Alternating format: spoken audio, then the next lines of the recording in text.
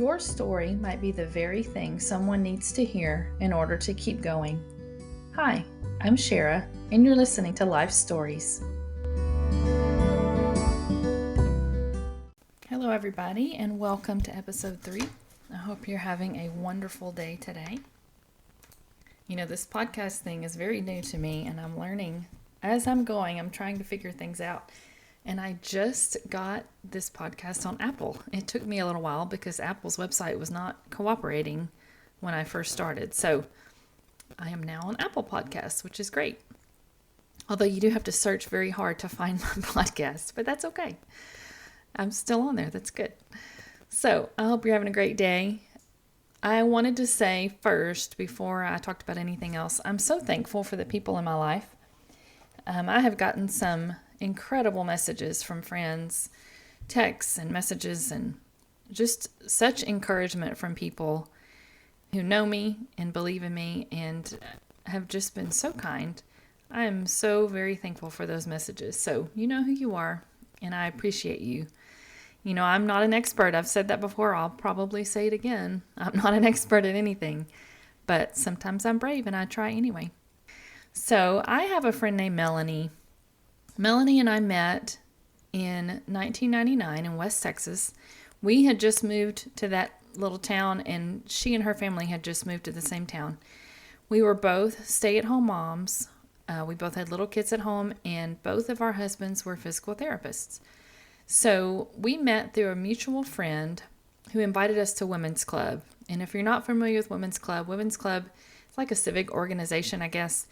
We met monthly, and we did projects for the community. We raised money for different things, and it was a great way to meet people and get to know the area, and it was good for me to be in that. I was thankful for it. But I remember the night I met Melanie. A mutual friend had picked both of us up, and we visited in the car, and then we talked at the meeting, and before I was dropped off, our friend dropped me off first. She made sure I knew she was going to call me the next day.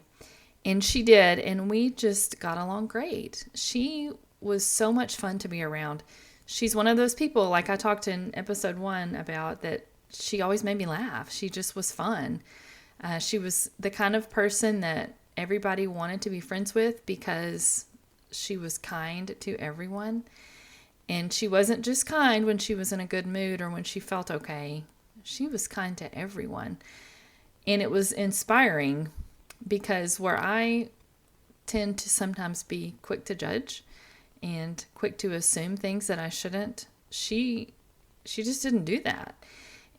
I really enjoyed the time I got to spend with her. We were there for 5 years, but they moved before we did, at least a year before we did. She and her family moved away. And when we moved to the other side of Texas in 2004, and Melanie and her youngest daughter had come to visit before we left. They came back in town. I'm not sure why, but they came back in town, and she came by the house, and we got to talk and visit. I got to meet her youngest daughter, and that was the last time I got to see her. I know you have a friend like this in your life. Even if you don't talk all the time or see each other often, when you do, it's like things just pick up right where you left off. No time has passed. It's not awkward. You just jump right in and everything seems normal, like it always was. And she was that friend to me. We didn't talk often over the years. The last time I saw her was 2004, so we didn't even see each other. But we kept in touch occasionally. We emailed or talked on the phone or texted occasionally. It wasn't all the time. That's just how it was. So in 2020, we were getting ready to move. Actually, our house had not sold yet. I am not the most patient person on the planet. Patience is hard for me sometimes. And I just knew our house was going to sell at any minute. And I just knew that for about 11 months. It was any minute it was going to sell. So I was trying to be very prepared and have boxes packed. And we put things in storage, and we were getting ready to go, thinking it was going to be any minute we'd be selling our house. So I remember walking around that little house with boxes everywhere, and I started thinking about Melanie. And I sent her a text, and I said, "Hey, how's it going? How are the kids?" She had 3 daughters, and at this point, she had twins. several years after they had already moved. And, how are all the kids? And this is what we're doing. I told her about our house. We're trying to sell it. We're going to go build our forever home. I'm frustrated because my house isn't selling. So she texted me back and she said, I'm so sorry about your house not selling. I will pray for it to sell quickly. That's exciting. I have cancer. And of course, my heart just broke. And if you ever want to put things into perspective in your own life, go talk to somebody that's going through something very hard, because it will make you realize what is important truly and what isn't. And at that moment, I felt so petty, being so frustrated with my house not selling. I mean, this was not something that was life or death for us. This was just something we wanted to do. And it just seemed so unimportant in that moment. And so I told her I would pray for her. And after I got off the phone, I had all these boxes out. I started looking for a picture of Melanie and I. And I knew I had one. I remembered it. It was not a great picture. It was like a cutout of our heads. It was kind of grainy. It just wasn't a good picture. But I remember that picture because I had put it in a collage with several other pictures. And so I began looking through my boxes. I was looking in the back of picture frames. When you put a picture in a frame and then you want to put a new one in, you just put it in front of the one that was in there. I went through all those frames that I thought it might be in. All the pictures. I couldn't find one anywhere, and I was so discouraged. I just wanted a picture of her because it made me feel connected to her.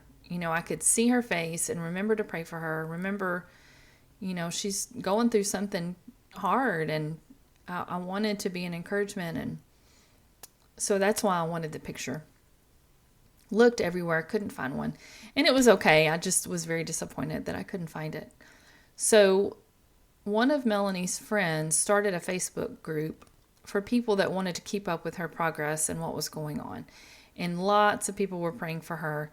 Her daughter ran the Facebook group pretty much, and she posted every day, at least once a day, just about, to keep everybody updated with what was going on. And I was so proud of her daughter. Melanie's health continued to get worse, but I hope she could hear her daughter and just the way she was fighting for her mom. In that Facebook group, she would not allow any negative comments, any doubtful comments. She wanted everything positive and encouraging and hopeful. And I don't blame her. I mean, what an honor to be taken care of that way by your daughter. I thought it was amazing. And I hope she could hear her daughter, the things that she was doing for her, because it was amazing.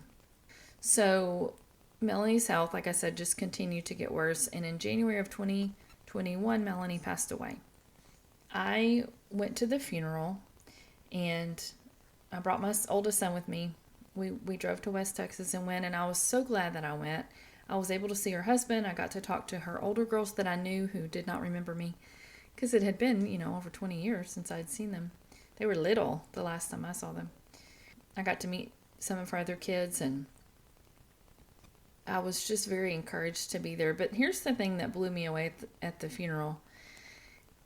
All the people that got up to speak about her, and I don't even mean her family, I mean friends of hers, people she worked with, her pastor, everybody that got up to talk about her said the exact same thing that I had experienced with Melanie when I spent time with her, in that she was kind to everybody. She loved people, and she gave people the benefit of the doubt. She didn't assume anything. She didn't take life too seriously. She loved her family. She loved life. And she was one of those people that you just wanted to be around, because she made you want to be a better you. That's the kind of person she was. So it just made me even more thankful that I got to spend even a few years with her to get to know her, because what an inspiration to so many people. And I was very glad that I went to the funeral. So we were putting up all of our Christmas decorations. And I had my husband take all my boxes of pictures downstairs that were in the attic, because I had this great plan to make scrapbooks or chat books or some kind of books. I wanted to do something with all these pictures. And I will tell you, it is now November of 2022, and they are still sitting in the boxes. Nothing has been done with these pictures. But I did organize them. I did take them all out. My office floor, I should have taken a picture of it, was covered in pictures. And I was trying to put them in categories. I bought some little envelopes, and I was trying to put them in categories so that when I did decide to do a scrapbook, they'd already be ready. I had so much fun going through those pictures. Pictures of my kids when they were little, and family and friends from school and friends from this part of my life. And it was just fun. I love going through old pictures. And what did I find in the middle of all the pictures but a picture of me and Melanie? And it was not the picture that I was hoping for. This was not the picture I was thinking of. This is a 4x6, like a good picture of us. It's clearly before my daughter began dressing me or fixing my hair, because it's pretty funny. It was taken in 2000. We're dressed up to go somewhere. I have no idea where we're going, but I was so excited to find this picture. I mean, I cried, I laughed. I couldn't believe that I found this picture after all this time. And it had been there the whole time. I mean, it's not like, somebody stuck it in there. I know this is a silly example, but it just reminded me that there are so many times that we want something. And sometimes I can act like my kids did when they were young. I want it, and I want it right now. I don't want to wait for it. I want this, I want only this, and I want it right now. And our kids do that, they want things, and we can't give them everything that they want. My grandkids, I probably give my grandkids a lot more than I gave my own kids, but I can't even do everything they want. I try to say yes as much as I can to them, but sometimes it's just not possible. And yet, sometimes when God makes us wait for things, sometimes his answer is no. But I believe that when his answer is no, it's because he has something so much better for us. And, not finding this picture right away it didn't affect my life. It's not like a big life moment for me. But it was so special of me to find this picture, because it just reminded me that he didn't forget that this was something that I wanted. And it still brought me so much joy when I got it, even though it was months after I was looking for it. It was still a blessing. I was still very thankful for it. And so I just want to encourage you, God hasn't forgotten about the desires of your heart. If he's saying no, it could be because he has something better for you. But you can definitely trust him that he knows what's best for you, and he knows when you need that very best. I hope you have enjoyed listening. Have a wonderful day.